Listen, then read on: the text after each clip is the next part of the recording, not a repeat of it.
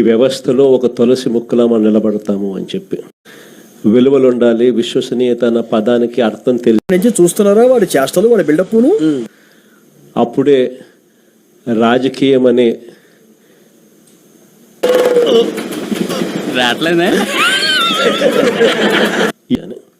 ప్రజాస్వామ్య పద్ధతిలో ప్రజాస్వామ్యబద్ధంగా ఎన్నిక కాబట్టి అనుకున్నది ఒకటి చూశాను, వినలేను అనుకున్నది ఒకటి విన్నాను. ఇంట్లో వెంకటేశ్వర ఉండడు, అల్లా ఉండడు, జీసస్ ఉండడు, జగన్ అన్నే ఉంటాడు. ఇట్ట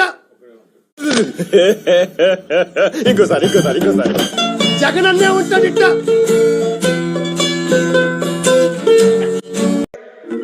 ఎక్కడో కొడుతుంది సీనా. మా కాడ ముక్కోడు పోయిండు, మీ కాడ తిక్కోడు పోయిండు. ఏంట్రా ఇది? ఇవాళ ముక్క ఆయనేమో లిఫ్ట్ ఇరిగేషన్. ఇది ఎవరే మాట్లాడేది నాకు అర్థం కాదు. అందుకే కదా నీ మెడలు కొడతాను ఎందుకన్నా. నేను అడుగుతా ఉన్నా, మీ వేదికపై నుంచి నీకు చెప్పే ధైర్యం ఉందా? తిక్క ఆయనేమో ఆత్మలతోటి మాట్లాడే అటువంటి పరిస్థితి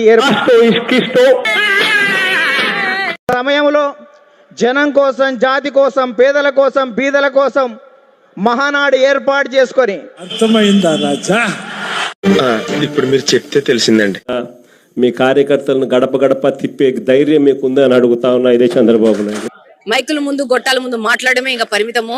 అందరి ముందు పరిగిపోయిందిగా, ఇంకెలా తలెత్తుకుంటాం?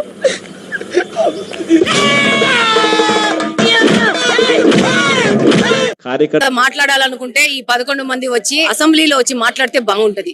₹1 ఇచ్చిన కూడా కొన్ని పనులు చేయను. వాటిలో మొదటి పని ఇదే. రాజకీయాలను భ్రష్టు పట్టిస్తా ఉన్న పరిస్థితి ఎప్పుడైనా చూసాము అని అంటే చంద్రబాబు నాయుడు గారి పరిపాలనలో మాత్రమే ఇలా భ్రష్టు పట్టించే కార్యక్రమం జరుగుతుంది. గురువిందా తన నలుపు చూసుకోదంట. గురువింద గింజ తెలుసా సూక్తి?